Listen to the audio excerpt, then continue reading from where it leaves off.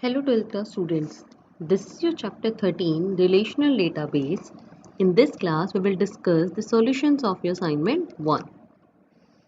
So your question number 1, in this you have to write the names of the RDBMS operation out of equijoin, natural join, selection, Cartesian product, which has been used to produce the output as shown below.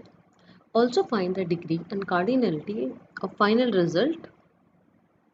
Okay, so based of these tables, you have to write down the answers. So the answer is Cartesian product. This is your final table. So this is the Cartesian product. In this, degree is 5. Degree is total number of columns and the cardinality is number of rows. So degree is 5 and cardinality is 9. Now question number 2. What do you understand by the term foreign key? How many foreign keys can be added to any table? So you have to write the first meaning, that foreign key is a known key attribute of any table whose value is derived from primary key column of another table. Foreign key column can accept only those values which exist in primary key column of related table, and a table can have any number of foreign key in a table. Now next question is, what is primary key? How many primary key can be added to any table? So primary key, that is uniquely identify the records of table. It distinguish one row of table with another. Primary key possesses two properties, that is unique value and not null. And a table can have maximum one primary key. Next question number 4. What is referential integrity and how it is implemented in any table? So referential integrity is used in foreign key. It means any column of table is referring to the value of another table's primary key. The column which is looking to primary key of another table is foreign key, and the table will be child table, whereas the table containing primary key will be referred as master table or parent table. It is implemented by applying the foreign key. Now next question number 5.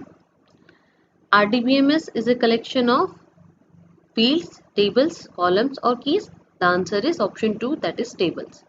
Now question number 6. This is question number 6. In this, these two are the table, that is EMP and the chalk. So you have to identify the primary key from both the tables.